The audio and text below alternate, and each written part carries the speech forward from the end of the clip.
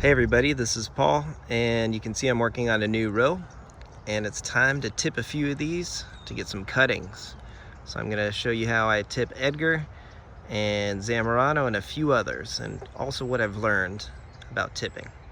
All right, let's get to work. Okay, so it's early January, but the weather is going to be dry in our climate here for the next 10 days, so I think it's going to be fine to tip. And what I like to do is tip it at a 45-degree angle. Notice I kind of let it cut in neatly in the flesh into the core. And perfect, just like that. So it's not quite a 45-degree angle, but it's gonna be fine. And the reason why you wanna do 45 is when the rain hits it, it's gonna not sit on there and cause rot. It will kind of drizzle off, or drip off, I should say. Now, this should be a good height for me because I'm gonna get a lot of growth on the sides. Also, this is on over here is the north facing side. So that way the cutting is getting shade and protection, so it's not getting direct sunlight. And in addition, I'm gonna try to train the growth to grow towards me over here. And that way it's gonna be away from the sun and hopefully not get sunburned when we have that excessive heat in Southern California. Zone 9B is where I live. So I'm going to go do the same thing to Zamorano. As you can see, I got a nice cutting of Edgar, and I'm going to put this into the trellis after I get it rooted. All right, let's go take care of Zamorano and a few others. Okay, so I've repeated this process for Zamorano. As you can see, I got a nice cut. It's at an angle so the water is not going to sit.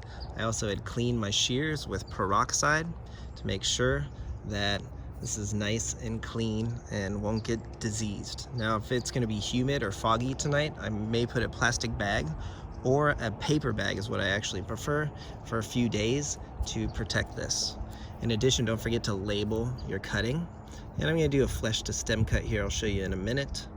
So let's go cut a few more and get down to trellising these guys correctly to promote that growth. That's what the goal is. We want to now promote a bunch of growth out of here to form a canopy. It's going to shoot out and come this way towards the camera. All right, let's go see what else needs some support. So this is Hyloceus Ocamponis El Grullo, and I tipped that in the fall 2019. And what happened is for 2020, typical Ocamponis style, is that it shot out new growth below the branch I tipped. In fact, it shot 2 new branches. So this year I have a different strategy, and basically this branch, I just let it grow really long. And actually somebody asked a great question in the comments earlier on a video, and I couldn't find it to reply, but they asked why I didn't tip this one. So since it's Ocamponis, what I did is I just let it grow all season, nice and long. And then what I did is I just broke the branch, broke the very new growth, just ever so soft with my finger to see what's gonna happen. So I'm gonna leave this alone, but I'm hoping it's gonna get some new growth around here. That would be ideal. I don't want it to continue to shoot new branches down low. Now, I'll show you again what I basically did is I'm letting this one grow to the top, but all I really did is I just broke off the tip with my finger, ever so soft, slightly. It's not very hard to do that. All right, let's go talk about some more tipping. So this is Maki Supa, and you can see I don't need to tip any of the branches. What I need to actually do is train it. So I'm gonna use my planter's tape, and I'll show you what that looks like. Okay, there we go. So now I'm just gonna leave them all alone, but if the plant was more mature, a lot of growers will tip to induce flower buds around here in the spring. So not right now in the winter, but in the spring.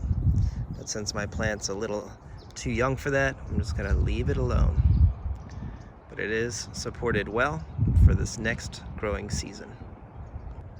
So this is an unknown variety, and you can see I started tipping it and I messed up. So let me zoom in and show you how I fix it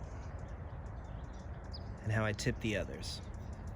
This is a good height. I don't want to go much lower, but you don't want to leave this alone because the water is going to sit in there and rot. So let me try again, maybe a better angle. It's not gonna work. There we go, that's a better cut. All right, be careful of the spines. This is very spiny. And again, a nice 45-degree angle. Hardest thing is sometimes getting your shears at just the right angle. Again, I'm cutting towards the north-facing direction for my 45. And one more here.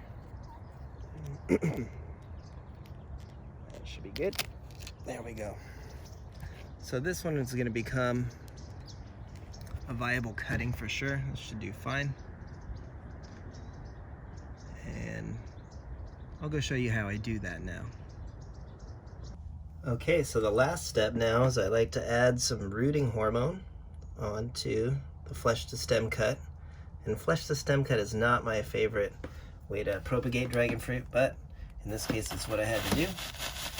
And I make sure I label them, and then I'm trying to grow them in straight perlite right now. So just straight perlite with good drainage. I've drilled holes into this plastic bin, and this is set in the greenhouse. So I'm using rooting hormone powdered, and I'm also trying out, I've been experimenting with the rooting gel. So I'll let you know how that goes coming up. So there you go, there's some tipping, kind of what I like to do this time of year, and that's how I do it. All right, give us a like and a subscribe, and have a great day.